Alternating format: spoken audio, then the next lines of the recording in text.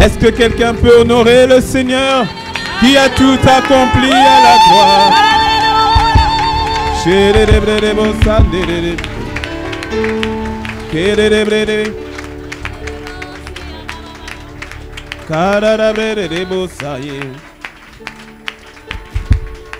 Seigneur, nous sommes reconnaissants.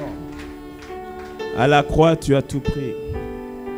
À la croix, Seigneur, n'eût été l'œuvre de la croix, où serions-nous? Tu n'étais pas obligé de le faire, mais tu l'as fait. Tu n'étais pas obligé de quitter les lieux célestes, la magnificence, la gloire. Mais ne regardons point comme une proie à arracher le fait d'être l'égal de Dieu. Tu t'es dépouillé, tu es descendu, tu t'es livré, tu t'es rendu comme serviteur. Tu aurais pu naître dans le plus bel endroit, dans les palais royaux, toi le roi de gloire. Mais tu as choisi de venir dans une étable, là où même les humains ne seraient pas nés, mais au milieu des animaux. Toi, celui qui a créé toutes choses, tu t'es dépouillé pour nous. Tu n'es pas venu comme un roi, tu es venu comme un serviteur. Tu n'es pas venu pour être servi, mais tu es venu pour servir. Tu as démontré dans ton humanité que tu as accepté de revêtir. Tu as démontré le cœur parfait de Dieu pour nous. Seigneur, tu as manifesté l'amour, l'humilité, la grâce dont nous avions besoin. Alors que nous étions tombés dans notre orgueil, alors que nous étions tombés à cause d'un cœur féroce, mais tu es venu avec un cœur de douceur, avec un cœur d'amour, pour récupérer la race humaine, pour me récupérer, pour venir me chercher, moi qui étais si loin, moi qui étais totalement parti, totalement perdu. Tu es venu pour me récupérer, pour récupérer mon frère, pour récupérer ma soeur. Seigneur, nous sommes tellement reconnaissants que tu n'es pas dédaigné de regarder à mon péché, de regarder à ma condition, mais tu as regardé à ton amour pour moi. Car Père, tu nous as tellement aimés que tu as sacrifié ton unique, le Christ Jésus. Tu as donné ce que tu avais de plus cher. Tu as donné ce qui était de plus précieux dans le royaume, car tu t'es donné toi-même pour la vie de mon frère et de ma sœur. Comment, Seigneur, ne pas te bénir? Toi qui n'as point épargné ton Fils, comment ne nous donneras-tu pas toutes choses en lui? Seigneur, nous croyons véritablement que tu es pour nous et non pas contre nous. Toi, Seigneur, qui t'es donné pour nous. Si tu es avec nous, qui sera contre nous? Ce ne sera ni la famine, ni l'épée, ni l'angoisse qui pourra me séparer de l'amour de Christ. Car tu m'as aimé avant même que je ne te connaisse. Père, merci de ce que tu n'as pas gardé le Christ, gardé ton Fils, mais tu l'as donné pour moi, pour nous. Nous sommes reconnaissants. Reconnaissants pour l'œuvre de la croix. Reconnaissants pour le tout est accompli. À la croix, à la croix. Reconnaissant, Père, ton sang qui a coulé. Il n'y a point d'amour qui ne soit plus grand que celui de Dieu le Père à mon égard. Tu as gagné.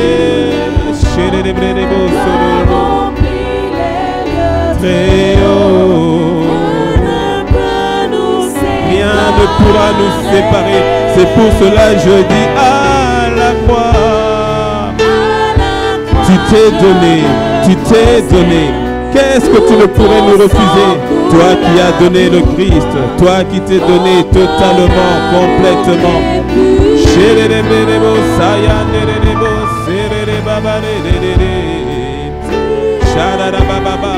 Tu as gagné, Seigneur, sur la mort. Et tout cela afin de me récupérer, Seigneur. Nous bénissons ton nom. Nous bénissons ton nom. Disons-le encore avec le cœur. À la croix, à la croix.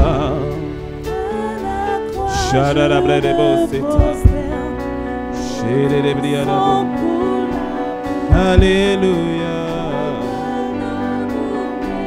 Alléluia. Jésus. Jésus. Très haut.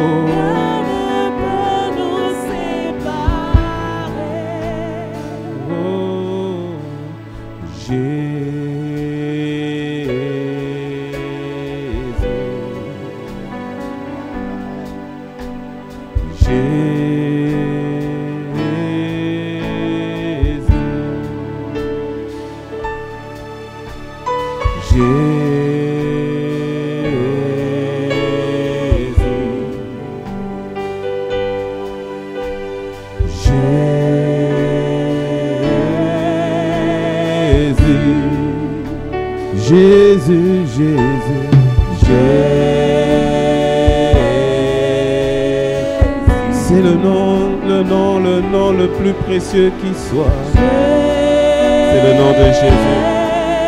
C'est ton nom, Seigneur Jésus. Jésus.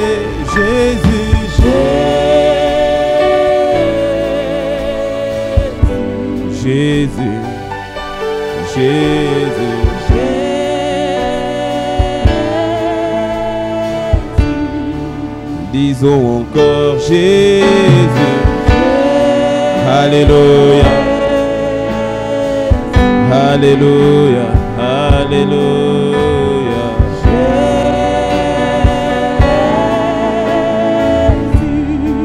Toi le Saint, toi le Saint, et le Messie, Jésus.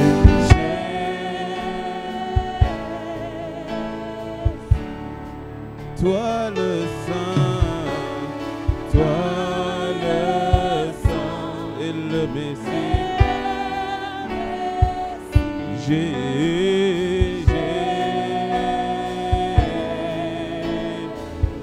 ton nom est du miel à mon palais. C'est une joie, une grâce que de t'avoir dans ma vie. Ton esprit désaltère mon âme, ton esprit comble mon esprit.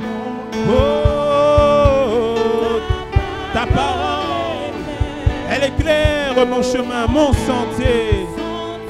Jésus, je t'aime. Oh,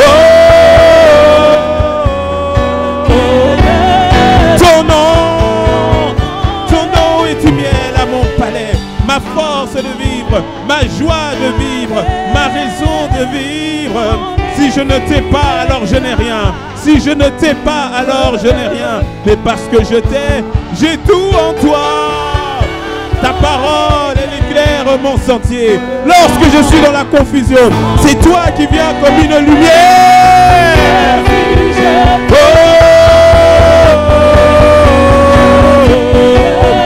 ton nom,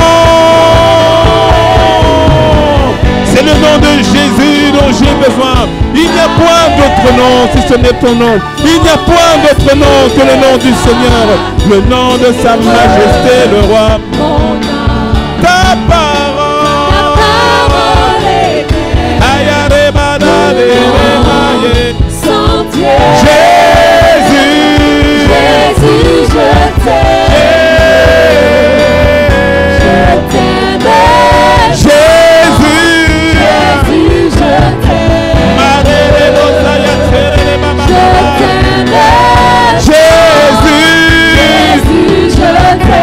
Toi qui m'as aimé le premier, toi qui m'as aimé le premier, tu m'as aimé le premier, tu m'as choisi le premier, tu m'as mis à part le premier. Combien même je ne te connaissais pas, laissez-moi l'aimer. Laissez-moi l'aimer.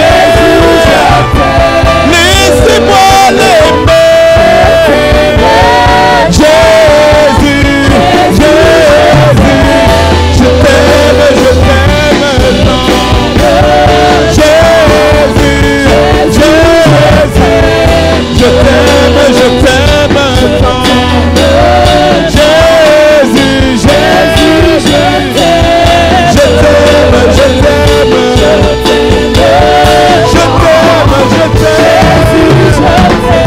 que ma vie soit attachée à toi, que rien ne vienne me retirer de toi. Oh, je t'aime, Jésus, je t'aime, Jésus, je t'aime, Jésus, je t'aime,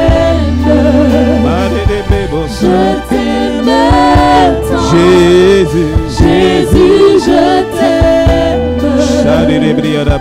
Je t'aime tant. Jésus, je t'aime.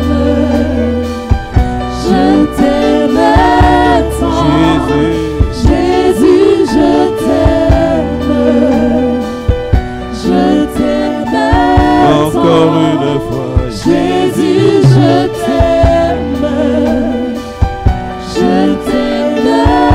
Jésus. Jésus, je t'aime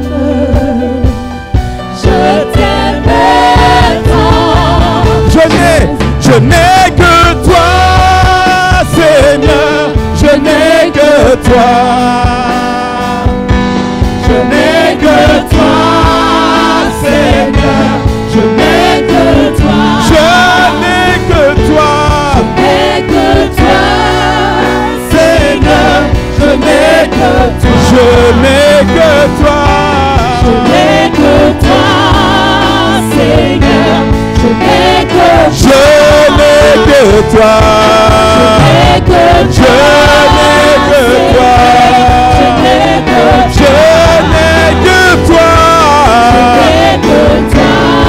Personne d'autre ni rien d'autre. Ma vie, ma porte, ma sécurité. Ma sécurité. Ma raison d'exister. Papa, je n'ai que toi. Je n'ai que toi. Je n'ai que toi. Je n'ai que toi.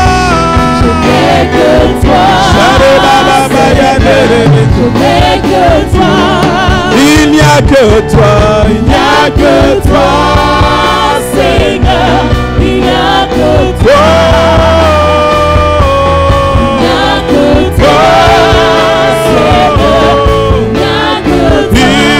il n'y a que toi, Il n'y a que toi, Seigneur, il n'y a que toi.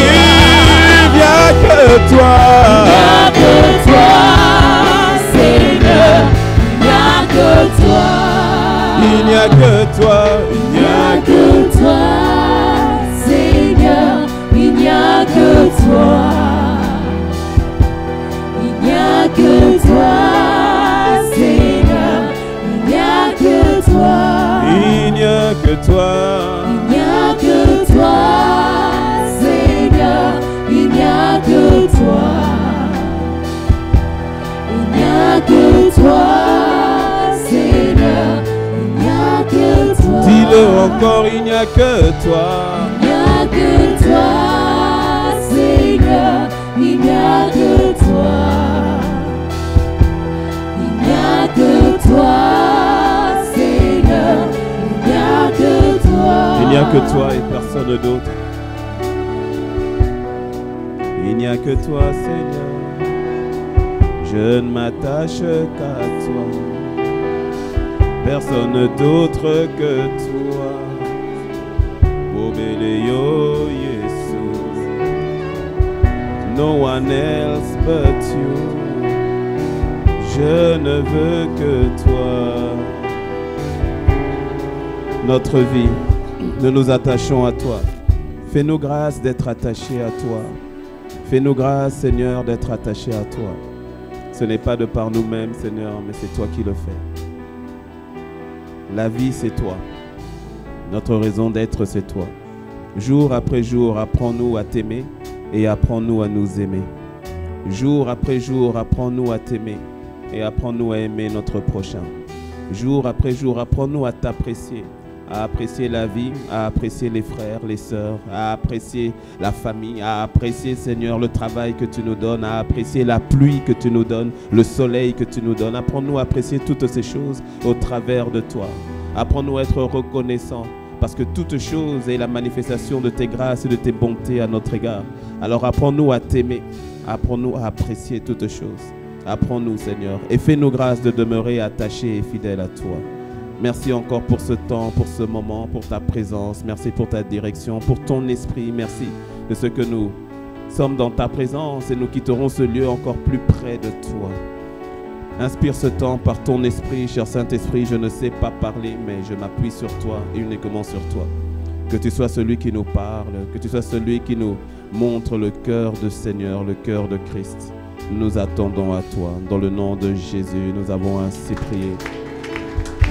Dans le nom de Jésus. Dans le nom de Jésus. Est-ce que quelqu'un peut dire Amen, Amen? Est-ce que quelqu'un peut dire Amen, Amen? Est-ce que quelqu'un peut dire Amen? Amen, Amen, Amen.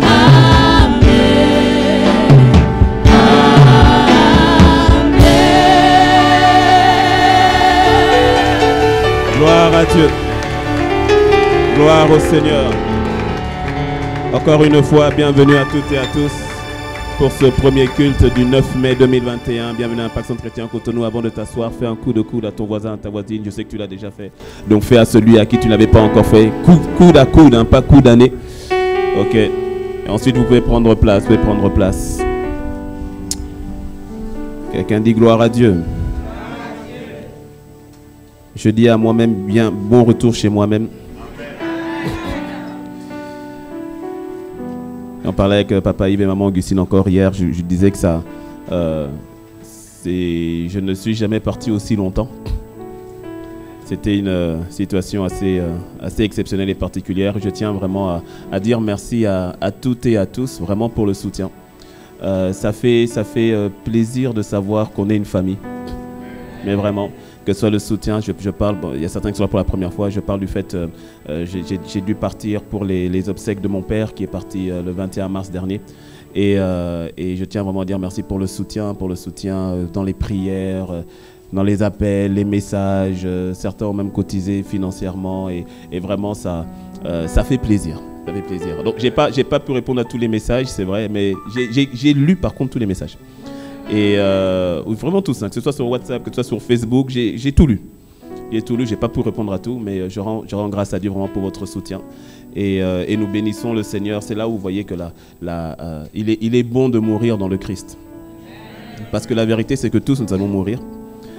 Et nous avons la grâce d'avoir rencontré le Christ pendant cette vie. Et donc, heureux les morts dans le Seigneur. Quelqu'un dit un bon Amen.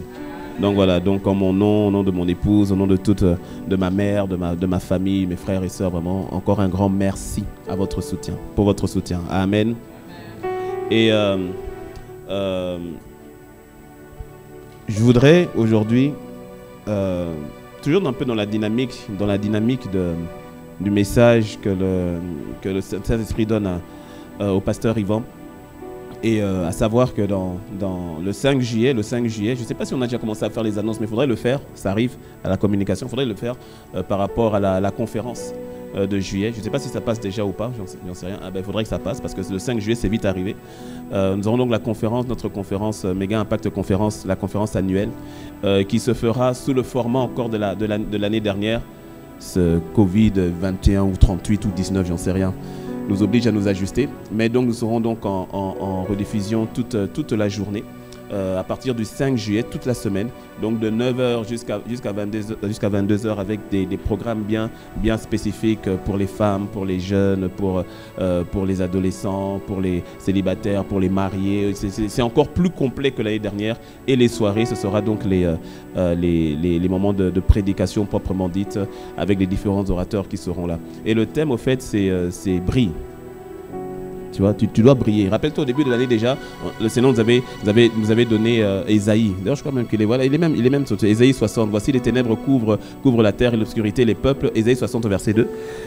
Mais sur toi l'Éternel se lève, sur toi sa gloire apparaît. Et plus que jamais dans ces temps-ci et dans ces temps même de la fin, tu te dois de briller comme jamais tu n'avais brillé. J'ai pas entendu ton amen. En fait, mon interpellation, ou je dirais toujours dans le sens de ce que le pasteur Yvan est en train de donner comme message actuellement, le titre de mon message, c'est le moment de laisser briller Christ. C'est le titre de mon message. C'est le moment de laisser briller Christ. Et je vais m'appuyer sur le verset de base, qui sera aussi le verset de base de la conférence, Matthieu 5, verset 16. Matthieu 5, verset 16, qui dit « Que votre lumière luise ainsi devant tous les hommes, afin qu'ils voient vos bonnes œuvres et qu'ils glorifient votre Père qui est dans les cieux. » que votre lumière luise ainsi devant tous les hommes, afin qu'ils voient vos bonnes œuvres et qu'ils glorifient votre Père qui est dans les cieux. Si tu remontes au verset 14, tu verras que c'est là où il est écrit « Vous êtes le sel de la terre, vous êtes la lumière du monde. On n'allume pas un chandelier pour le mettre sous le boisseau, mais pour le mettre sur la maison, afin qu'il éclaire toute la maison. » Et c'est le Seigneur Jésus qui parle. Le contexte dans lequel le Seigneur Jésus parle, c'est le contexte où on dit les béatitudes, ou encore sur le sermon sur la montagne. Et le sermon sur la montagne que tu vas voir à partir de Matthieu 5, Matthieu 6, Matthieu 7, tu vas voir que ce que le Seigneur est en train de dire, c'est comme s'il est en train de donner un petit peu la constitution du royaume des cieux. Comment est-ce que les personnes du royaume doivent vivre? Parce que c'est un très beau passage à méditer, Matthieu 5, Matthieu 6, Matthieu 7. Si tu ne l'as jamais fait, je te suggère vivement de le faire, de le lire de manière globale, pas juste des bouts, des parties, mais Matthieu 5, Matthieu 6 et Matthieu 7. Parce que c'est là où le Seigneur Jésus donne tellement pas de conseils, même de recommandations pratiques sur comment est-ce que nous sommes censés vivre notre vie sur terre. Il va te parler de la notion de la joie. Quand il dit heureux, heureux, heureux, à 9 reprises, il dit heureux. Et tu verras que dans heureux celui, tu verras que notre notion du bonheur n'est pas forcément la même notion que Jésus. Parce qu'on dit heureux ceux qui sont persécutés à cause de moi. Quelqu'un va dire ça, c'est une attaque. Jésus dit c'est un bonheur. Dis-moi un bon amen. C'est là qu'il nous parle aussi de la manière donc de traiter avec les uns et les autres. C'est là il va parler de la notion du pardon, la notion de la vengeance, la notion, il va faire une allusion au niveau du mariage. Au fait, Matthieu 5, Matthieu 6, Matthieu 7, dans Matthieu 6, il va parler par rapport à l'argent. C'est un magnifique, magnifique passage qui nous permet de comprendre en fait comment est-ce que nous devons vivre sur cette terre. Et c'est dans Matthieu 5, donc, où nous venons de lire, au verset 16, où il nous parle au fait de briller. Mais en fait, pourquoi cette notion de briller? Et tu vas comprendre aussi que bien souvent, nous avons une notion de briller qui n'est pas forcément la notion de Dieu, mais qui peut être une notion mondaine. En fait, la notion de briller consiste, quand le Seigneur dit que tu te dois de briller, pourquoi? Afin que tous puissent glorifier le Père. Ça touche au fait à la notion même du but de ta vie. Ou je dirais même plus, à la notion même de la réussite de ta vie. Ouais. Et laisse-moi faire vraiment un frein là-dessus. Le pasteur, il va en parler, mais je vais m'arrêter encore là-dessus. Parce que beaucoup, pour ne pas dire tous, nous voulons tous réussir dans la vie. Qui veut échouer dans la vie? Bon, qui veut réussir dans la vie? Ok, donc je parle aux bonnes personnes. Nous voulons tous réussir dans la vie. Et il est important donc de bien comprendre, au fait, c'est quoi la réussite. Parce qu'aujourd'hui, si tu vas sur Internet, tout ça, on te donne beaucoup de choses pour le succès, la réussite, pour l'épanouissement et toutes ces choses. Et c'est un désir profond de tout un chacun. Vous avez tous levé la main, moi y compris. Nous voulons tous réussir dans la vie. Mais vous voyez, il est bon de comprendre la notion de la réussite selon Dieu. Et pas selon les critères humains. Parce que, laisse-moi te dire que beaucoup de concepts humains, pour ne pas dire mondains, sont rentrés dans la pensée des enfants de Dieu. Et donc, beaucoup se retrouvent en train de vivre une vie de frustration selon le modem ou la jauge de réussite que eux appellent réussite et qui n'est pas forcément la même réussite selon Dieu. Est-ce que tu me suis? Je vais être un peu plus clair, tu vas comprendre. De manière simple, la réussite ou encore le but de ta vie consiste à glorifier Dieu. Oui. Et tu vois, ce n'est pas... C'est le manufacturier qui peut déterminer de la réussite de son produit. Ce n'est pas le produit lui-même qui dit « j'ai réussi ». Ce n'est pas la voiture Peugeot qui va dire qu'elle a réussi. C'est celui qui l'a créée qui peut dire que cette voiture, je l'ai réussi. Elle fonctionne exactement comme moi, je voulais qu'elle fonctionne, parce que c'est moi qui l'ai créée. Et c'est ça, en fait, la notion de la réussite selon Dieu. La notion de la réussite, ce n'est pas ce qu'on nous dit souvent, que la réussite, elle s'est mariée, donc elle a réussi. Non. Il a des enfants, donc il a réussi. C'est pas ça. Il a eu son diplôme, donc il a réussi. C'est pas ça la réussite. Il a de l'argent. Donc il a réussi. Mon gars, t'as voyagé. Gars, t'as percé, hein. T'as réussi, là. Bon, après, ça dépend aussi où tu as voyagé. Parce qu'il y a certains voyages, on les voit non pas comme une réussite, mais comme une dégradation, comme une rétrogradation. Et donc on va et c'est intéressant, tu vois, c'est intéressant de s'arrêter là-dessus parce que on va bien souvent caler ou bien calquer notre réussite sur ce type de critères. Laisse-moi aller même un peu plus loin. Ah, tu es en bonne santé, donc tu as réussi. Tu as un grand ministère, des centaines de milliers, donc tu as réussi. Oh, vous avez déménagé. Ah, vous avez un nouveau bâtiment beaucoup plus grand, beaucoup plus beau. Ah, ici c'est Cotonou, vous avez réussi. Et donc, tu vois, on peut vite aller dans appeler réussite ce qui, au fait, selon Dieu, n'est pas forcément réussite. Je peux te bousculer un peu, je suis revenu. Je peux te bousculer un peu? Je peux? Il y a certaines personnes, elles étaient dans la réussite jusqu'à ce qu'elles décident de se marier.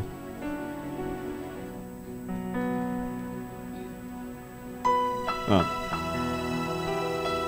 Est-ce que tu sais que pour certaines personnes, le fait de ne pas se marier est une réussite?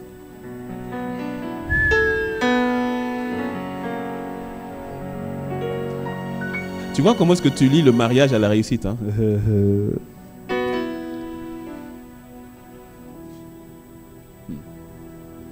Est-ce que tu sais que pour certaines personnes, le fait de ne pas avoir cette promotion, Dieu dit c'est une réussite?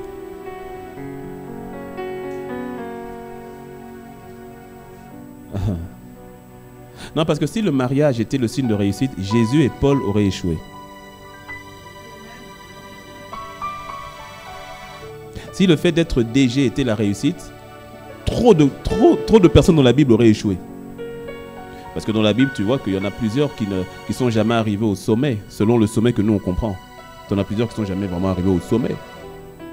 Quelques-uns qui ont été démarqués, tu as Joseph, tu as Daniel, voilà, tu as Abraham.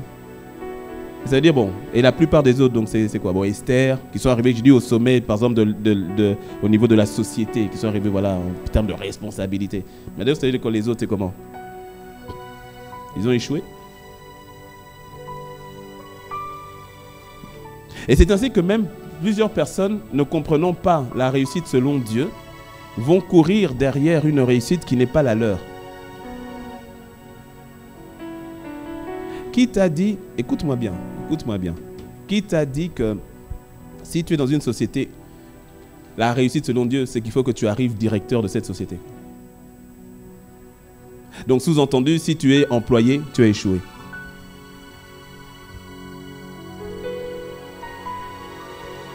Et l'onction de calmitude est déjà revenue. Alléluia.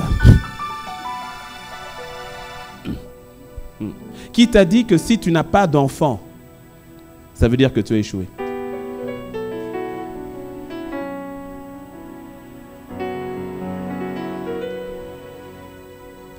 Il est important de bien comprendre la notion de réussite selon Dieu. Je vous dis, beaucoup de personnes, en fait, malheureusement, et c'est pas forcément que de ta faute. Même si tu es responsable, hein, mais ce n'est pas forcément que de ta faute. Parce que bien souvent, ça va être un système de pensée qui a envahi l'Église. Quand je parle d'Église, je parle de toi et de moi, parce que nous sommes l'Église. Okay? Système de pensée que nous gardons à l'intérieur et qui nous emmène au fait à croire que la réussite selon Dieu, c'est forcément de se retrouver, par exemple, en tant que roi, par exemple. Mais Dieu merci pour les personnes qui sont concierges. Parce que si Mardoché n'était pas concierge, n'était pas à la porte, on n'aurait pas eu d'Esther qui a sauvé le peuple. Est-ce que pour Mardoché, réussir, c'était devenir le roi? Non. Mais est-ce qu'il a joué son rôle? Là, il devait jouer son rôle? Oui. Et tu vois que même Mardoché, lorsque Aman voulait sa mort et que Dieu a tourné la chose de telle manière à ce que Mardoché ait été honoré, si lis bien ta Bible, tu verras que quand il a été honoré, tout le monde a acclamé pour lui. Après, il est retourné à la porte.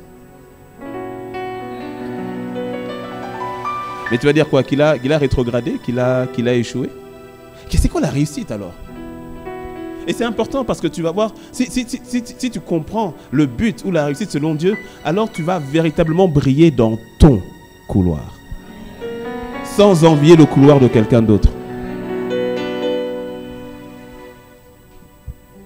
Laisse-moi te bousculer encore un petit peu. Écoute, dans la vie, tout le monde n'est pas appelé à s'asseoir à la place du roi. Dans la vie, tout le monde n'est pas appelé à s'asseoir à la place du directeur. Tout le monde n'est pas appelé à s'asseoir à la place du chef. Mais tous, en tant qu'enfants de Dieu, nous sommes appelés à briller. Tous, nous sommes appelés à briller. Tu sais, par exemple, quand on va dire, on va lancer une parole de prophétie, et on va dire, Dieu t'élève maintenant là où tu es. Sois le premier et non le dernier. Et tout ça est très vrai. Mais le Seigneur m'a emmené une pensée, m'a dit, quand une parole, par exemple, est lancée comme ça dans l'église, une parole prophétique est lancée dans l'église, il m'a posé la question à moi, est-ce que toi tu es prêt, lorsque je lance une parole pareille et que je dis par exemple, c'est un tel, cette parole en fait s'adresse à un tel et que c'est cette personne qui doit être élevée, par exemple dans la société, mis en position élevée. Est-ce que toi maintenant tu es prêt à accepter que c'est un tel qui est élevé et de le soutenir? Ou bien tu vas dire, ah il a pris ma place.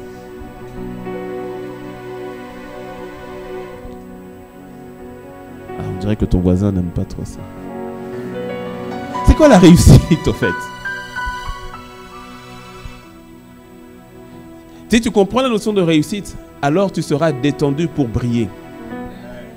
Mais véritablement, je répète, parce que tous nous sommes appelés à briller. Tous. Tout ce que j'ai dit, avoir des enfants, avoir de l'argent, être DG, tout ça, toutes ces choses ne sont pas mauvaises en soi. Mais il faut appeler un chat un chat. Ce n'est pas ces choses-là qui déterminent la réussite. Il y a des personnes qui sont arrivées à un sommet ou à une position élevée, mais ce n'est pas là où Dieu les attendait. Ce n'est pas ce que Dieu attendait d'elles. Ce n'est pas ça. Dans mon livre, d'ailleurs que je te recommande vraiment de lire parce que je remarque que le thème de la conférence, le livre Stop, ma vie doit compter, volume 1 et volume 2, c'est vraiment dans la lignée. Dans le livre, dans le 1, je crois que j'en parle au sixième chapitre, où je fais allusion à cette scène d'une personne qui va arriver devant le Seigneur. En arrivant devant le Seigneur en disant, voilà, j'ai été un grand pasteur, j'ai eu plusieurs églises, plusieurs âmes sont venues au Seigneur, et d'être peut-être surpris d'entendre Dieu lui dire, c'est vrai que tu as fait tout cela, mais au fait, ce n'est pas ce que j'attendais de toi, et que je t'attendais dans le milieu séculier. Quelqu'un va dire, ah, mais il a été pasteur quand même, il a fait des églises, oui, mais est-ce que c'était ça? Est-ce que le manufacturier, est-ce que le créateur peut dire, c'est exactement ce pourquoi je t'avais suscité? Ce n'est pas parce que tu as du résultat dans un domaine que Dieu y est forcément.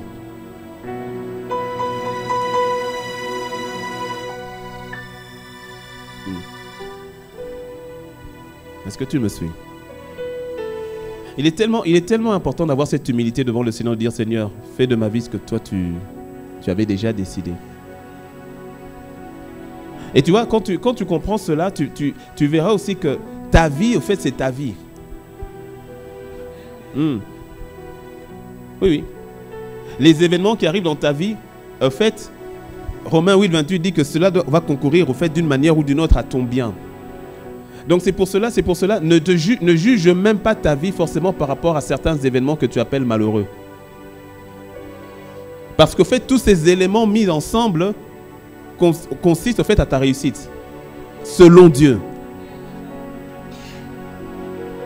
Selon Dieu. Toujours dans le livre Stop, ma vie doit compter. Là, je crois que c'est dans le volume 2. Je donne cet exemple. Il y a un chapitre où je parle de la souffrance. Le chapitre s'intitule Un tapis rouge de votre propre sang. Et j'y parle là-bas de la souffrance qu'on ne comprend pas, la souffrance qui ne s'explique pas et toutes ces choses. Et j'y mets le témoignage que le bishop Dag de Lighthouse avait donné un jour. C'était un évangéliste, américain, oui, c'était suédois, un évangéliste, un missionnaire suédois qui était parti à l'époque, dans les années 60, je crois, faire une campagne, pas une campagne, il était parti en mission en République démocratique du Congo.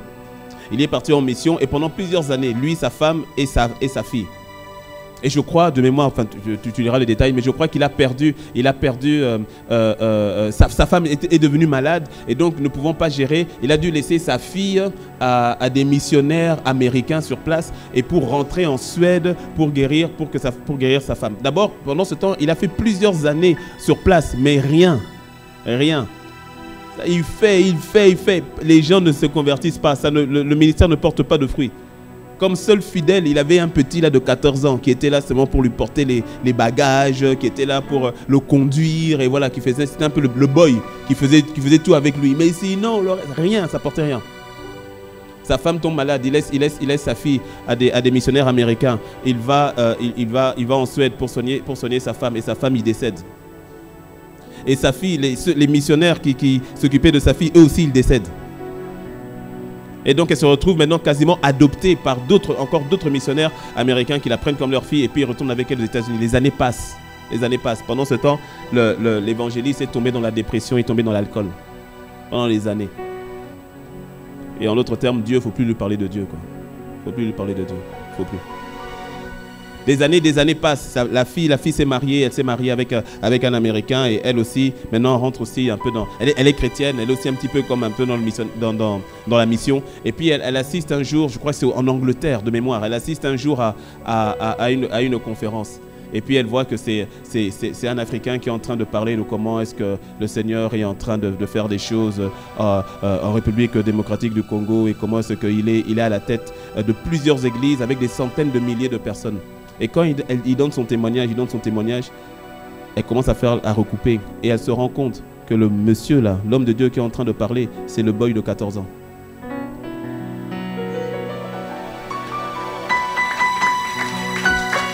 Est-ce que tu me suis? Sur le plan, quand elle a vu ça, elle a retrouvé les coordonnées de son père. Elle est allée voir son père lui a demandé pardon parce qu'il l'avait abandonné, parce qu'il avait honte, il ne savait plus comment faire, il ne savait pas comment gérer, il n'avait pas l'argent qu'il faut. C'est pour ça qu'il avait abandonné auprès des missionnaires américains. Mais sa fille dit non papa, je ne t'en veux pas parce que Dieu m'a restauré, Dieu a fait tout ce qu'il faut. Et puis elle lui raconte maintenant, dès qu'elle dit Dieu, le papa ne veut même pas entendre parler de Dieu. Elle dit ne me parle pas de Dieu. Dieu qui a laissé mourir ta mère, il ne faut pas me parler de Dieu. Dieu qui m'a envoyé en Afrique et puis rien n'a fonctionné, il ne faut pas me parler de Dieu. Selon lui, il avait échoué. Or, tout ce qu'il était en train de faire était une semence dans le petit boy de 14 ans, mais il ne le voyait pas. Il ne le voyait pas. Et c'est lui, au fait, qui maintenant, en tant qu'autochtone, en tant que Congolais lui-même, c'est lui maintenant qui est parti et qui a touché des centaines de milliers de personnes qui sont venues dans le royaume. Mais selon les yeux naturels, c'était un échec. Quand tu comprends tout ça, tu vas voir que même les événements que tu peux juger malheureux qui arrivent dans ta vie, quand tu t'appuies sur le Seigneur et que tu dis, Seigneur, en fait, la réussite, c'est le fait d'être avec toi, d'être en toi, d'être attaché à toi. Et je sais que toutes choses, au final, concourront au bien de ceux qui t'aiment. J'ai pas entendu ton amen.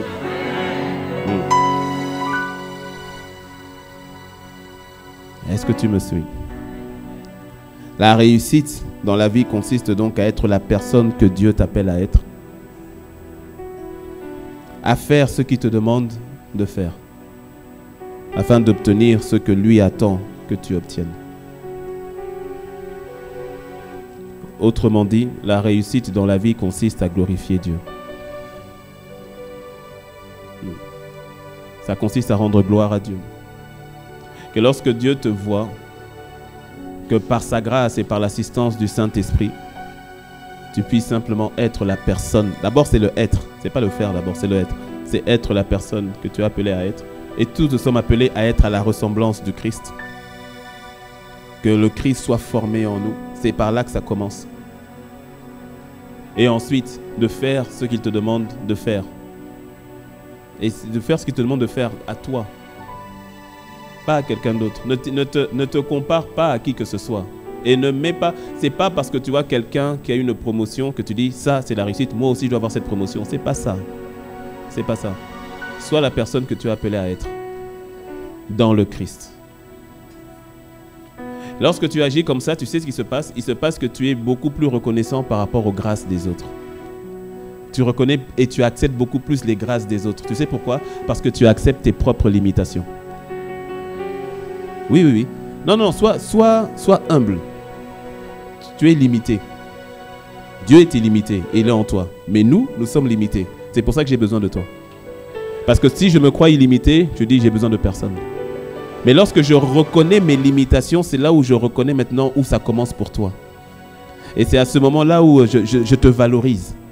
Parce que je reconnais que tu as une grâce que je n'ai pas. Et je bénis Dieu pour la grâce que tu as. Et toi, tu vois la grâce que j'ai que tu n'as pas. Tu bénis Dieu pour la grâce que j'ai. Et ensemble, on est plus fort. Ensemble, on va plus loin.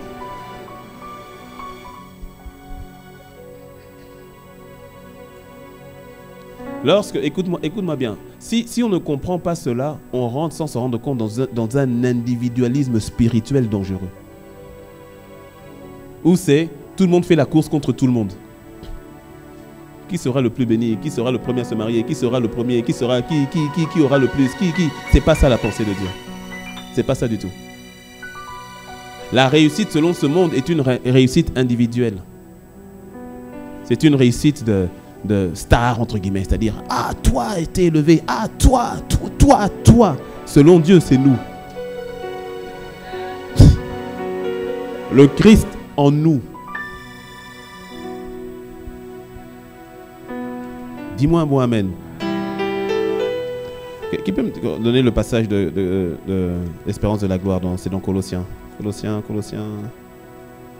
1, 23, c'est ça? Ou 25, je ne sais plus. C'est 23 ou 25? 28, ok. Bon, c'était dans 20 en tout cas.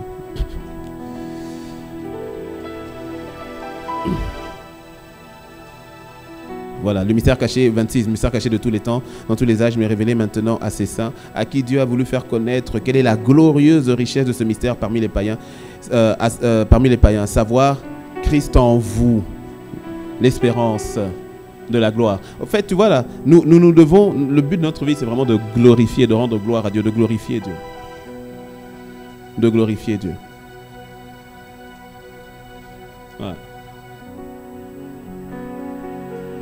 Alors certainement que je ne vais pas pouvoir terminer sur ce message aujourd'hui. Si le Seigneur permet, je continuerai dessus dimanche prochain. La gloire de Dieu, bien souvent, nous ne la voyons pas comme Dieu la voit. Ouais. Nous ne la comprenons pas forcément comme Dieu la comprend. Comment le dire?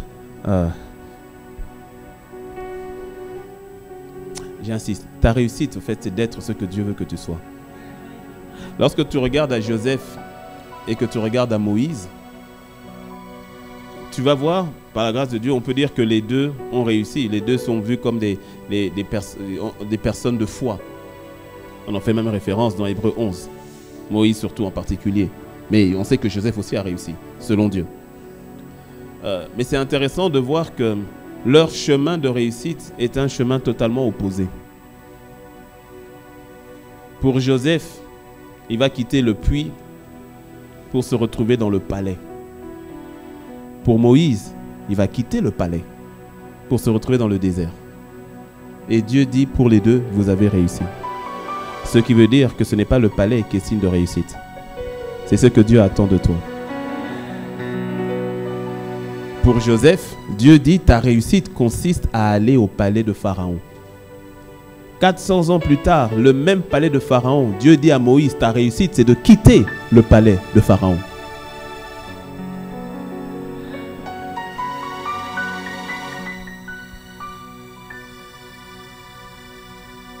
Donc il est vraiment important de demander, Seigneur, de dire, Seigneur, fais-moi grâce de comprendre et de saisir au fait qu'est-ce que tu appelles réussite pour ma vie. Qu'est-ce que tu attends de moi exactement? Sans chercher à te comparer à qui que ce soit. Et en filtrant surtout les paroles et les voix que tu entends. Parce qu'il y a des voix comme ça qui des fois qui ne sont pas du Seigneur, qui ne sont pas de son esprit et qui t'emmènent sur un chemin qui n'est pas celui que Dieu a pour toi. Et c'est ce qui fait, et tu sais, plus tu comprends cela, moins tu auras de tension. Il y a des gens, tu es stressé tous les jours, grave. C'est grave. En train de courir sur un chemin qui n'est pas le tien. Tu sais, quand tu es dans ton couloir, aussi difficile que puisse être ce couloir. Mais quand tu sais que c'est ton couloir, tu sais, il y a une grâce comme ça qui te dit ça va aller. Il y a une grâce. Il y a une paix au plus profond. Même quand tu vois des montagnes compliquées, mais il y a une paix, tu te dis, je sais que je suis au bon endroit et donc je vais me battre et je vais y aller et je vais y arriver. Il y a une foi parce que tu sais que c'est là où Dieu t'attend. Mais quand tu es dans un couloir qui n'est pas le tien, c'est compliqué quoi. C'est déjà compliqué de manière générale. Mais là, ça devient super compliqué. Ça devient compliqué. Il y a des personnes qui se battent pour être pasteur. Je vais tout faire pour devenir pasteur. Tout faire. Mais ce n'est pas ce que Dieu attend de toi. Et donc, ça crée des pasteurs compliqués. Compliqués. Quand ça vient du Seigneur, tu ne forces pas en fait. Quand je dis tu ne forces pas, c'est-à-dire ça te tombe dessus quasiment. Parce que personne ici ne crée sa destinée. Tu ne crées pas ta destinée. Ta destinée t'est déjà destinée. Et tu y marches dedans. Attention, je n'ai pas dit que c'est facile. Hein, tu comprends? C'est pas que c'est facile, c'est aisé, mais tu y marches dedans. Mais certains se sont créés un propre destin, parfois par convoitise. Ou simplement par défaut. Or, je répète, je le dis, si tu es sur cette terre, c'est qu'il y avait déjà un but pour toi. Tu n'es pas le fruit du hasard. Tu n'es pas arrivé là par hasard, tu n'es pas arrivé comme un accident. Peu importe ton âge, que tu aies 10 ans ou que tu aies 70 ans. Tu n'es pas arrivé là par hasard, par accident, et en disant, bon, Seigneur, si tu as quelque chose à faire avec moi, tu me dis seulement. Non, il t'a créé à dessein. Il t'a créé à dessein. Je te dis, la notion de la réussite, que le Seigneur vraiment nous ouvre les yeux, que nous comprenions. Oh. Quand tu comprends cela, tu es vraiment non seulement détendu par rapport à toi-même, mais tu bénis le Seigneur pour les autres. Quand tu ne comprends pas cela, la réussite des autres te menace. L'élévation des autres te met mal à l'aise. Parce que tu as comme la sensation qu'il t'a volé quelque chose. Parce que tu ne discernes pas au fait ce que Dieu attend véritablement de toi. Mais quand tu discernes ce que Dieu attend de toi, tu es à l'aise avec l'avancée des autres. Tu es à l'aise, tu es détendu, tu les encourages même.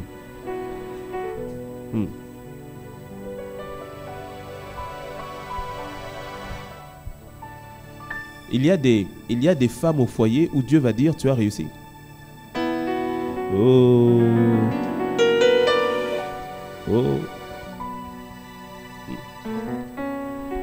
Par exemple, le pasteur Christian Saboukoulou de Bruxelles a déjà donné ce témoignage publiquement, donc je le relais. Et pasteur Yvan était revenu dessus. Ou en disant, par exemple, la maman de pasteur Christian, ils étaient quatre fils. Ils étaient tous à l'église d'ailleurs. Ils étaient tous à l'église, 4 fils que maman Jeanne, on l'appelle maman Jeanne, maman Jeanne a élevé très tôt, seule, ses 4 fils. Seule. Eh mon ami, une mère avec 4 garçons, ils sont tous des malabas. C'est pas aisé, c'est pas facile. Mais elle a réussi, elle les a élevés, elle les a gardés avec les bonnes valeurs. Et aujourd'hui, ça a produit des bénédictions pour tous. Tu serais surpris de voir que pour le Seigneur, ce qui était plus important pour maman Jeanne, c'était d'arriver à faire ça. C'était pas forcément d'être DG quelque part. C'était pas forcément d'être, d'être pasteur quelque part. Mais c'était prends soin des garçons là. Parce que demain, surtout l'un d'entre eux, va devenir pasteur du Benelux et une bénédiction pour tout un pacte centre chrétien. Donc investis-toi. Non, parce que si on ne comprend pas la notion de réussite, ça veut dire que tous ceux qui sont par exemple analphabètes, ils ont échoué d'avance, c'est ça? Ah. C'est pour ça que Jésus va prendre des analphabètes. Et c'est un analphabète comme Pierre, qui n'était pas instruit, qui dit sur toi, je bâtirai mon église. La sagesse de Dieu qui renverse la sagesse des hommes. Donc je t'encourage à faire les études. Mais quelqu'un va me dire, pasteur, tu sais, moi j'ai échoué, j'ai raté le bac, moi j'ai raté ceci, donc j'ai raté, non. Donc je suis un échec, non. Moi je ne sais pas lire, donc forcément j'ai pas réussi. Non. Les Sanhédrins, les pharisiens ont regardé. Mais ces gens n'ont pas d'éducation. Mais d'où leur vient cette sagesse? Alléluia.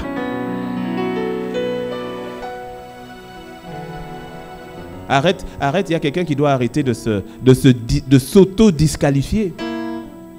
On t'a comparé non-stop par rapport à ton frère, à ta soeur, qui lui était vraiment un crack à l'école. Lui, c'était toujours de bons points. Toi, ton bulletin là, compliqué.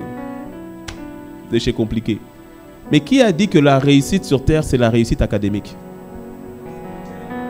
Comme si l'intelligence académique était la seule intelligence. Tu serais surpris de voir que dans le monde des affaires, par exemple, ça c'est des statistiques vraies, bon je ne sais pas si c'est toujours le cas, c'était autour des années 2010, des statistiques en France disaient que 60% des chefs d'entreprise n'avaient pas eu le bac. Dis-moi un bon amen. 60% des chefs d'entreprise, je ne sais pas si c'est toujours le même ratio aujourd'hui, 10 ans après, mais n'avaient pas eu le bac. Tu dois comprendre la réussite selon Dieu. Je t'encourage à avoir le bac si tu fais le bac. Dis-moi amen. Non, mais je t'encourage. Mais au fait, je vais emmener quelqu'un à ne pas s'auto-disqualifier par rapport à des critères de réussite qui ne sont pas forcément ceux de Dieu.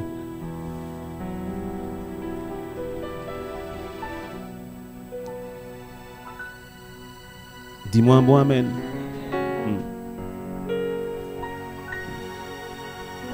Quand tu saisis cela, tu adhères à cela, je te dis, il y a une paix qui t'envahit. Beaucoup, il y a un stress, simplement parce que tu cours dans un couloir qui n'est pas le tien. Tu sais, marcher dans des chaussures qui n'ont pas ta taille, ça fait mal ou bien c'est désagréable. Quand c'est trop petit, ça fait mal. Quand tu marches là, ça te serre, parce que ce ne sont pas tes chaussures. Ou bien si tu fais comme mon fils, quand il avait 1 an et qu'il prenait les chaussures de son papa, il ressemblait à n'importe quoi. Il était là petit et tout. À 1 an et demi déjà, il mettait mes chaussures et puis tu as de grosses chaussures comme ça. Et puis il est content. C'est compliqué. C'est pas ses chaussures. Ou bien quand il portait mon costume, c'est compliqué. Là, il avait 3 ans. Il porte mon costume. Tu vois que c'est pas à lui, c'est compliqué. Ouais, mais c'est le costume de papa. Oui, mais c'est pas ta taille.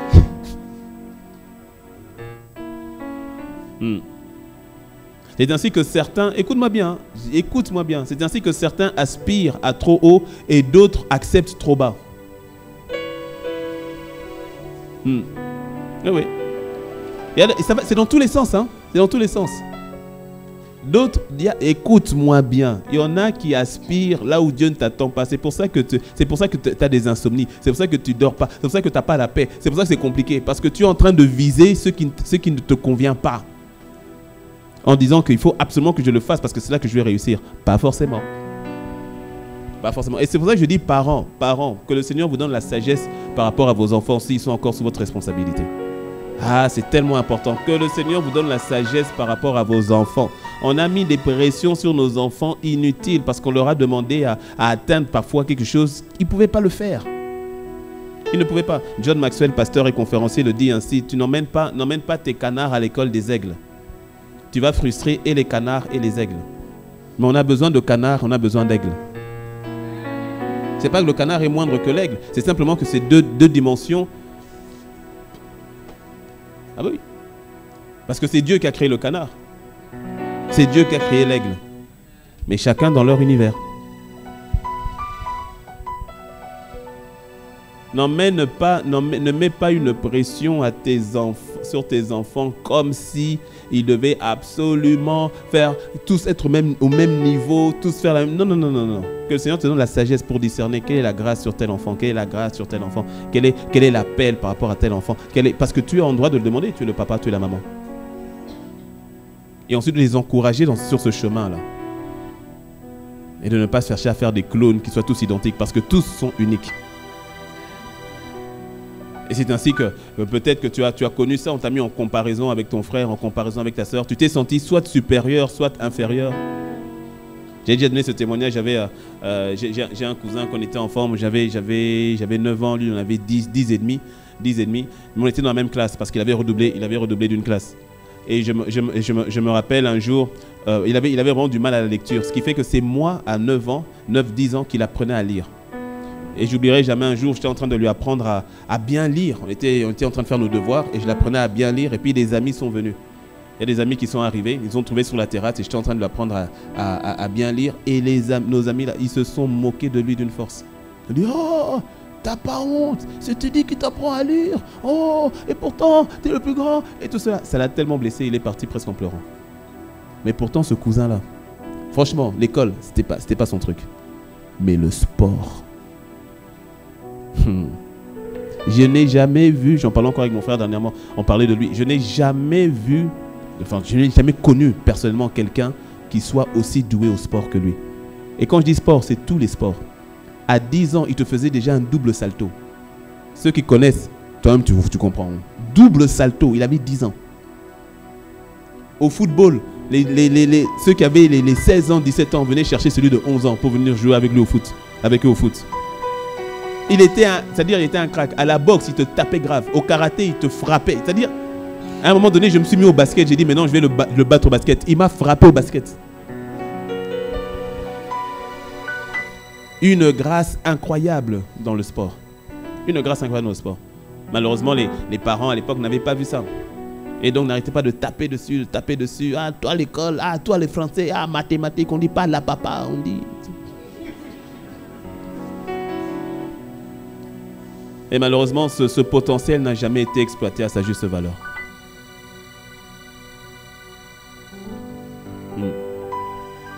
Lorsque tu es parent, prie que le Seigneur te donne le discernement et que tu vois la diversité qu'il a donnée au travers de tes enfants. Certains seront très bons en mathématiques, d'autres mêlés dans la musique, d'autres mêlés dans le sport. Certains, ça va être dans l'art oratoire. Certains savent parler en public, d'autres ne savent pas. Ne force pas celui qui ne sait pas parler en public en parlant en public. Mais c'est peut-être qu'il sait bien écrire. Peut-être qu'il sait bien faire de relecture. Que le Seigneur te donne la grâce au fait de voir quelles sont les grâces que le Seigneur a données à chacun. La réussite, c'est ce que Dieu dit de toi. Ce n'est pas ce que la société dit de nous. C'est ce que Dieu dit de toi. Dis-moi un bon amen. Ah, il n'est pas marié. Ah, elle n'a pas marié. Tant que tu n'es pas marié, donc tu n'as pas réussi. Qui t'a menti? Qui t'a menti? Et je termine en disant ceci. Et tu sais, c'est quand tu comprends cela, tu comprendras aussi que la manière, et je répète ce que le pasteur Yvon a dit, quand tu comprends cette notion de réussite, tu comprendras aussi que la manière dont tu quittes cette terre n'est pas un signe de défaite ou de réussite. Oui, oui. Parce que certains diront, donc, pour réussir, ça veut dire que forcément, je dois mourir posément dans mon lit de mes vieux jours. Et là, j'ai réussi. C'est pas vrai, c'est pas vrai. C'est pas vrai. La porte de sortie n'est qu'une porte de sortie. Ah, il est parti par un cancer. Ah, mais c'est comment? Mais lui, pourtant, il priait. Mais comment le cancer? Il est parti. Ah, il a échoué. Qui t'a dit? Paul est parti décapité. Et pas par n'importe qui, par l'ennemi des chrétiens de l'époque. Par Néron. Quel échec, selon nous. En tout cas, selon ses contemporains, parce que toi et moi, on a du recul maintenant pour voir la vie de Paul. Mais ses contemporains, mais ils ont dû dire, mais Paul, c'est fini, il a échoué. Il a échoué. Comment est-ce que Néron a pu l'attraper? Et pourtant, pourquoi est-ce qu'il n'y a pas eu avec Silas, quand il était en prison avec Silas, ils avaient loué, les portes de la prison se sont ouvertes et il est sorti. Mais pourquoi? Peut-être que là, cette fois-ci, il n'a pas bien loué. Ah, je crois que Paul est tombé. Ah, il a dû pécher, c'est pour ça que sa louange n'a pas été entendue cette fois-ci. Les portes ne se sont pas ouvertes comme avec Silas. Ah, peut-être que ce n'était pas la prière de Paul, ça devait être Silas qui avait fait ouvrir au fait les portes. C'était pas Paul. Ah, Dieu montre. Hein. Maintenant, on voit qui est qui. Non, c'était Silas au fait qui était vrai. Paul était sous l'onction de Silas. Parce qu'il s'est retrouvé tout seul, il ne peut pas être libéré. D'ailleurs, il a été tué. Quel échec. Quand tu ne comprends pas la réussite selon Dieu, tu vas tomber dans des dépressions mais ce ne sera pas ton partage au nom de Jésus. Dis-moi amen. Quelqu'un qui ne comprend pas la réussite selon Dieu va se retrouver dans des dépressions, comme on l'a vu avec l'histoire du missionnaire suédois qui est tombé dans l'alcool. Parce qu'il y a un malheur qui lui est arrivé, il y a une situation qui lui est arrivée, il en a fait une interprétation selon lui-même. Et automatiquement, il a dit, j'ai échoué dans la vie. Non. Non. Je termine avec ce passage de Jean 12 au verset 23, lorsque le Seigneur Jésus dit « L'heure est venue où le Fils de l'homme doit être glorifié. » La version parole vivante dit « L'heure est venue où le Fils de l'homme doit rentrer dans sa gloire. » Alléluia. Quelqu'un dit « Amen. » Après, il enchaîne, Jean 12, verset 24. « Je vous le dis en vérité, si le grain de blé qui est tombé au sol ne meurt, il demeure seul. Mais s'il meurt, c'est alors qu'il porte beaucoup de fruits. Il continue. Celui qui veut sauver sa vie, il la perdra. Mais celui qui la perdra à cause de moi, la retrouvera. » Ah, donc au fait de la gloire, là dont on est en train de parler, l'heure est venue, le Fils de l'homme doit rentrer dans sa gloire. Il est en train de parler de la mort. Il est en train de parler de la croix. Il est en train de parler des 40 coups moins 1 qu'il va subir. Il est en train de parler de sa barbe qui va être arrachée. C'est ça la gloire. Tu vas rentrer dans la gloire comme ça. C'est ainsi que les disciples et tous les contemporains, quand Jésus est mort à la croix, ils ont dit échec. Ils ont dit Rome, l'oppresseur, a eu raison de notre leader. On a échoué. Mais il ne faut pas blâmer Pierre quand il est reparti à la pêche. Hein. Non, parce qu'il s'est dit, mais au final, maintenant, dans Jean 6, dans Jean 666, Jean 6, verset 66, quand les disciples, la plupart des disciples sont partis, il ne restait que les 12. Jésus s'est retourné, il a posé la question, mais vous aussi, vous ne partez pas comme les autres? C'est Pierre qui a parlé, il a dit, mais nous avons tout laissé, nous avons tout abandonné pour toi. À qui irions-nous? On a vu que c'est toi qui as les paroles de la vie. On va aller où? On a tout laissé. Maintenant, celui pour qui ils ont tout laissé est mort. Il ne faut pas blâmer Pierre quand il repart à la pêche. Mais il avait tout laissé. Lui-même a dit, on a tout laissé pour toi. Maintenant, on avait mis notre confiance en toi. Toi, tu es mort. On fait quoi? On repart à ce qu'on savait faire avant. On va faire quoi? Parce que pour eux, c'était un échec. Et pourtant, le ciel a crié victoire. Alléluia. Et il en est de même dans ta vie. Je te dis, laisse-moi te dire, parfois ce sont les moments les plus difficiles ou les moments d'incompréhension où la terre dit échec et le ciel dit victoire. Parce que tu verras que c'est dans des moments de transition ou autres, les moments parfois où tu ne comprends pas, que fait ton cœur est le plus apte à recevoir de la part du Seigneur. Je veux encourager quelqu'un ce matin de ne pas considérer les choses à la lumière, on va dire humaine ou naturelle, et de ne pas considérer les choses à la jauge du monde qui parle de réussite. En fait, ce n'était que l'introduction. J'avais 4 points, j'avais 4 points sur le Matthieu 5, 16. Je n'ai abordé aucun des 4. C'était l'introduction. Parce que j'ai parlé de briller. Et pour briller, il faut bien comprendre la leçon de réussite. C'était l'intro. Mais on n'est pas pressé. Donc comprends la notion de la réussite selon Dieu. Il y a quelqu'un, incline la tête avec moi, Il y a quelqu'un qui doit quelque part, comme je dirais, lâcher du lest quelque part, c'est-à-dire de... il y a plus, je sais, et là je sais que vous êtes un certain nombre où tu regardes ta vie mais sous un mauvais angle. C'est ainsi que ça t'emmène à faire des choses qui te frustrent parce que c'est des choses que tu n'es pas censé faire. Je parle à plusieurs personnes. Parce que tu as vu la notion de réussite de réussite tout court. Tu as vu la notion de réussite dans un mauvais angle. Ça t'emmène à faire ce que tu n'es pas forcément appelé à faire. Et tu as des résultats, au final, mais qui ne sont pas les bons résultats. Parce que c'est être, faire, afin d'avoir. Mais si au niveau de l'être, c'est-à-dire au niveau de la compréhension, au niveau de ce que Dieu dit, de ce que Dieu veut, si déjà là c'est flou, mais dans tes actions vont entraîner beaucoup de frustration. Et surtout, ça va t'emmener à aller, ça va te prendre le temps. Or, le temps est une denrée rare, qui t'est importante. Une denrée rare qui t'est très importante. Il y a quelqu'un qui doit retrouver une paix avec le Seigneur, dans le Seigneur, par rapport à ce que lui, il dit de toi. Pas par rapport à ce que les parents pouvaient peut-être dire de toi, si cela n'était pas en accord avec Dieu. Pas par rapport à ce que les professeurs pouvaient dire de toi, si cela n'était pas en accord avec Dieu. Pas par rapport à ce que tes amis pouvaient dire de toi, si cela n'était pas en accord avec Dieu. Et il y a une paix que tu dois retrouver. Sinon, tu restes en mode de tension constante, tension constante, tension constante. Et puis, c'est du stress. Et puis, c'est la tension. Et puis, parfois, ça vient maintenant avec du découragement, avec de la frustration. Alors que le Seigneur a dit que son joug, il est doux, il est léger. Lorsque tu sais que tu comprends et que tu saisis la notion de réussite, laisse-moi te dire que le Seigneur est beaucoup plus intéressé par ta réussite que tu ne le seras jamais toi-même. Mais c'est la réussite selon lui. Lui, il sait exactement ce qui est bon pour toi. Il sait exactement ce qu'il attend de toi. Il le sait. Ça emmène quelqu'un parfois simplement à faire un arrêt, à faire un stop, à se dire « Ok Seigneur, qu'est-ce que tu dis de moi ?»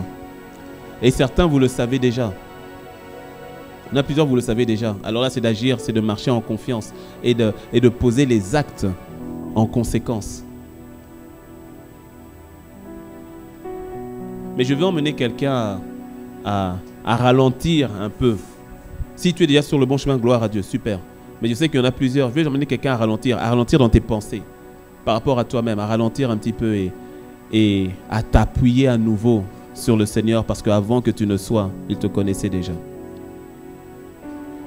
Éphésiens 2, verset 10 nous dit que nous sommes son ouvrage nous sommes l'ouvrage de Christ ayant été créé en lui, en Dieu. Pourquoi? Afin que nous puissions accomplir les œuvres qu'il avait préparées longtemps à l'avance pour nous. Une autre version dit les œuvres le chemin qu'il avait tracé afin que nous n'ayons plus qu'à y marcher. Tu n'es pas le fruit du hasard. Avant que tu ne sois, Dieu te connaissait. Il a dit comme ça à Jérémie, avant que tu ne sois dans le ventre de ta mère, je te connaissais, je t'avais établi, je t'avais consacré, je t'avais établi prophète des nations. C'est-à-dire qu'il y avait déjà un plan par rapport à la vie de Jérémie, mais il en est de même pour toi, il en est de même pour moi. Il est important que tu te poses par rapport à ce que Dieu veut de toi, ce qu'il dit de toi.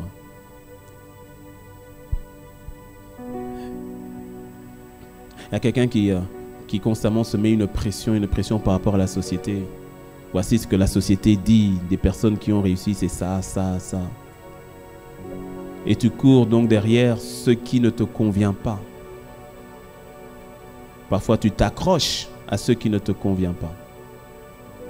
Parce que tu comprendras plus tard qu'il te faut briller. Or, pour briller, c'est de briller dans le couloir qui te sied. C'est de briller dans le couloir qui te sied. Rappelle-toi, le Seigneur donne à chacun selon ses capacités. À l'un, il a donné 1 talent, à l'autre, il a donné 2 talents, à l'autre, il a donné 5 talents. Ne te compare pas à celui qui a plus de talents ou moins de talents que toi. Rends grâce à Dieu pour les talents qu'il t'a donnés. Fructifie-les. Et fructifie-les. On le verra plus tard sur la notion de fructifier, ce que Dieu nous a donné. Car ce sont ces œuvres-là qui emmènent à ce que les gens voient les bonnes œuvres et qui rendent gloire à Dieu. On le verra plus tard. Mais c'est de rendre grâce à Dieu pour les capacités, les grâces, les talents qu'il m'a donnés. Pour la grâce qu'il a manifestée dans ma vie. Ça t'emmènera à bénir Dieu pour toi-même et à bénir Dieu pour ton voisin, pour ton prochain, pour l'autre. Mais rends grâce à Dieu pour les grâces qu'il t'a données. Et si tu n'es pas conscient des grâces qu'il t'a données, tu le lui demandes, dis Seigneur, ouvre-moi les yeux sur les grâces qui me concernent. J'ai longtemps entendu ce que les autres disaient de moi. J'ai longtemps entendu ce que papa ou maman exigeait de moi. J'ai longtemps entendu ce que mon mari ou mon épouse disait de moi. J'ai longtemps entendu, mais toi, ouvre-moi les yeux sur les grâces que tu m'as données. Et fais-moi grâce d'y marcher. Fais-moi grâce d'y évoluer. Lorsque tu marches de cette manière-là, tu verras qu'il y a une paix. Il y a vraiment une paix dans ton cœur. C'est magnifique de pouvoir courir derrière, dans les chaussures qui ont ta taille. Tout à coup, tu vas voir, même si la distance est toujours la même, mais tu cours plus vite. Et tu cours mieux. Et tu cours plus longtemps. Parce que tes chaussures te conviennent. Mais quand tu es dans les chaussures de quelqu'un d'autre, soit c'est trop petit, soit c'est trop grand. Si le Seigneur t'a donné 5 talents, accepte les 5. Si t'a donné 2, accepte les 2. Si t'a donné 1, accepte le talent. Mais certainement, ces grâces sont sur toi. Il est important que tu sois, je vais le dire autrement, il est important que tu sois fait réconcilier avec toi-même. C'est ainsi que dans pareilles choses, tu verras. Et ça, c'est encore une fois, c'est propre à chacun. C'est pour ça que je ne peux pas évoquer toutes les situations, tous les cas de situations possibles. Mais je sais que le Saint-Esprit est en train de parler à chacun maintenant.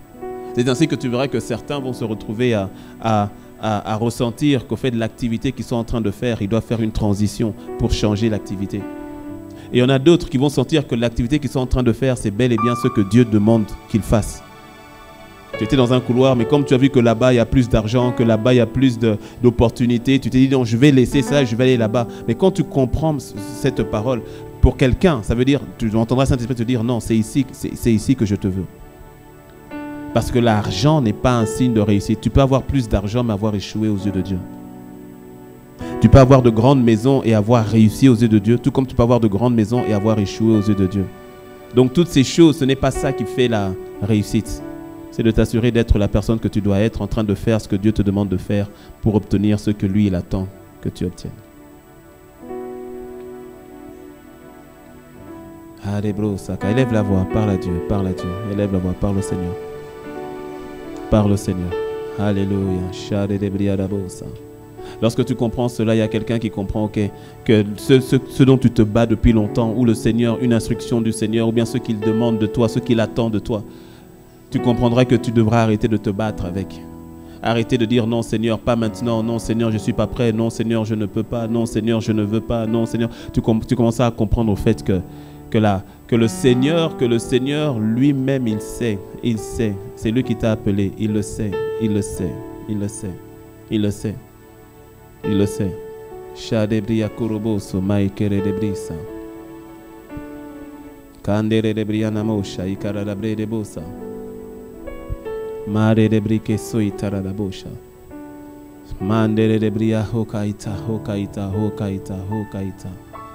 Alléluia. Shade de bria da bo.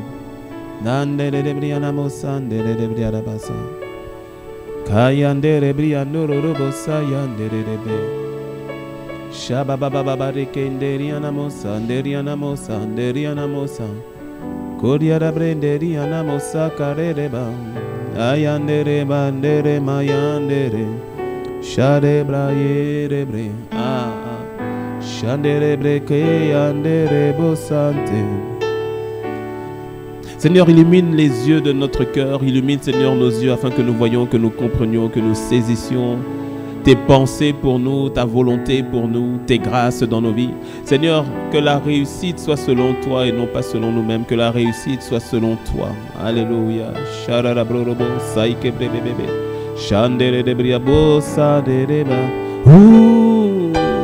Ouvre les yeux de mon cœur, Père.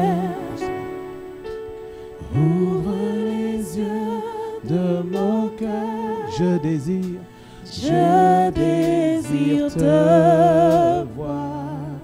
Je désire te voir.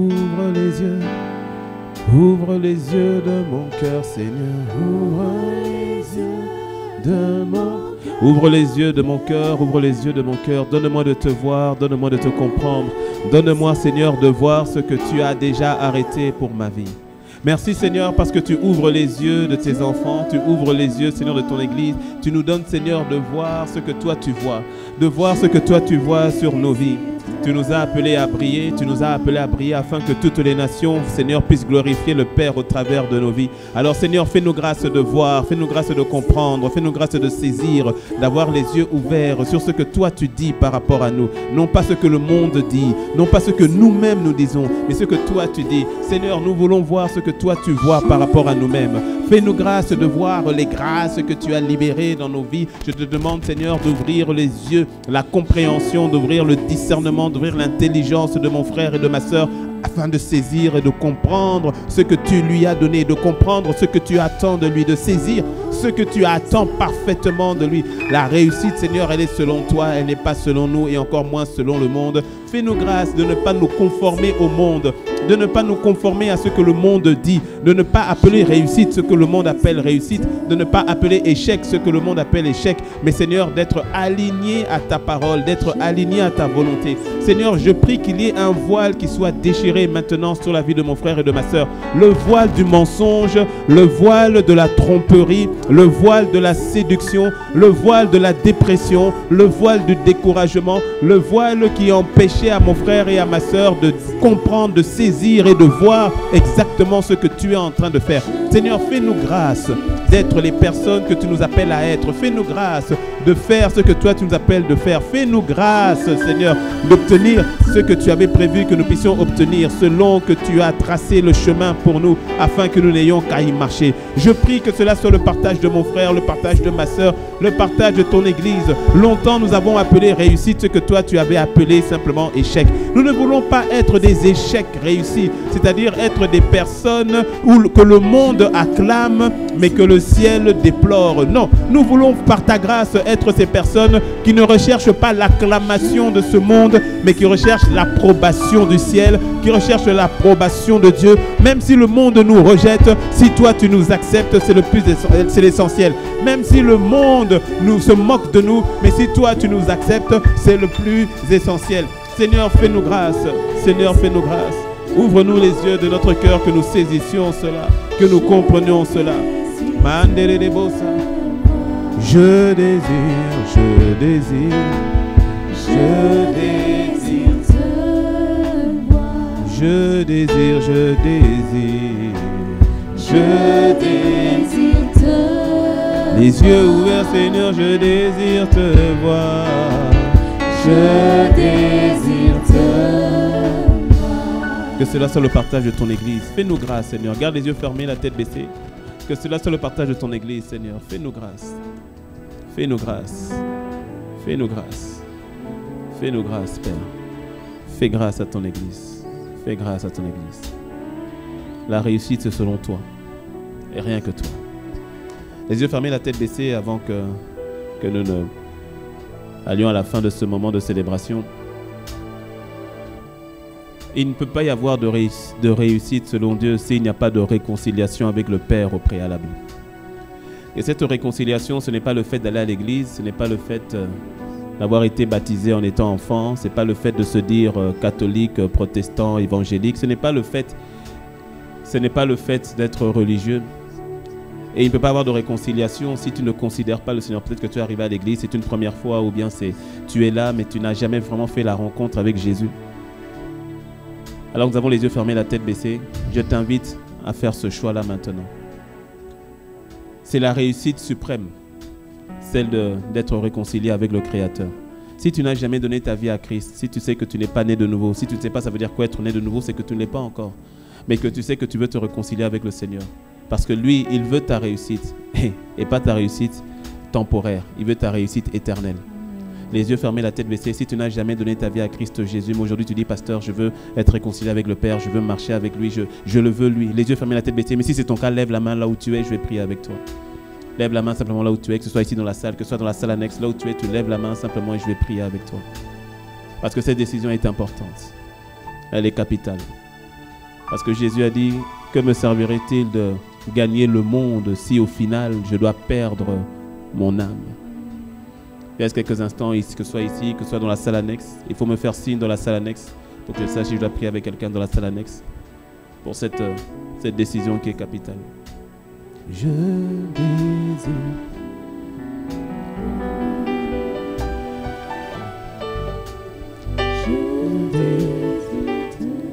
Alléluia. Ok, on me fait signe qu'il y a une personne dans la salle annexe. Ok, comme il y a une personne, je vais prier avec toi. Je ne sais pas c'est laquelle est celle dans laquelle tu es, mais je vais prier dans la salle amour. Ok, je vais prier avec toi. Toi qui as levé la main, lève-toi là où tu es. Tu es dans la salle, dans l'une des salles du premier étage. Lève-toi. Et s'il y a d'autres dans les autres salles, levez-vous là où vous êtes aussi. Et je vais prier avec vous. Tout ce que je vous demande, c'est de faire cette prière avec moi du plus profond de votre cœur. Et toute l'Église, on va vous accompagner dans cette prière. Dites avec moi, Seigneur Jésus, je te dis merci pour ta grâce dans ma vie. Aujourd'hui, je viens à toi. Je reconnais que sans toi, jamais je ne pourrai réussir ma vie. Je veux me réconcilier avec le Père. Pardonne-moi pour tous mes péchés. Pardonne-moi pour ma vie passée. Aujourd'hui, je te reconnais comme mon Seigneur et comme mon Sauveur. Que ma vie t'appartienne. Prends toute ma vie. Je m'abandonne à toi. Je t'aime, Seigneur. Ok, restez debout. Apparemment, vous êtes deux personnes dans les salles annexes. Restez debout, je vais prier pour vous. Père, je te dis merci. Merci pour mon frère, pour ma soeur. Merci, Seigneur, pour cette vie changée, pour cette vie transformée. Merci parce qu'il n'y a pas de de plus belles décisions que celle-ci. Lorsque un seul pécheur revient à toi, il y a de la joie dans le ciel. Alors Père, je les recommande à ta grâce. Ce que tu as commencé aujourd'hui, tu l'achèves, tu l'as achevé pour l'éternité. Ils ne repartiront point dans le monde, Seigneur, parce qu'ils sont gardés en toi. Nous les recommandons à ta grâce. Merci, Seigneur, pour cette joie. Merci de savoir qu'avec mon frère et ma soeur, nous passerons l'éternité ensemble. Et dès à présent, tu leur donnes de vivre la vie parfaite que tu avais prévue pour eux sur cette terre. Que cela soit leur partage dans le nom de Jésus. Une réussite totale et complète à tes yeux dans le nom de Jésus. Nous avons dit Amen. Est-ce qu'on peut acclamer le Seigneur pour nos bien-aimés? On acclame le Seigneur pour nos bien-aimés. Et vous avez dû recevoir, on est en train de vous donner une fiche. Il s'agit simplement de la remplir. Remplissez cette fiche et ensuite vous la donnerez à nos bien-aimés. On veut vraiment garder le contact avec vous. Dès mardi d'ailleurs, on va vous inviter dès mardi soir. On va se retrouver ensemble pour partager avec vous. On ne va pas vous laisser seuls, nous sommes une famille spirituelle. Quelqu'un dit un bon Amen? Dis-moi encore un bon Amen. Est-ce qu'il y a des personnes ici qui sont décidées à réussir avec Dieu? Ah, alléluia, gloire à Dieu.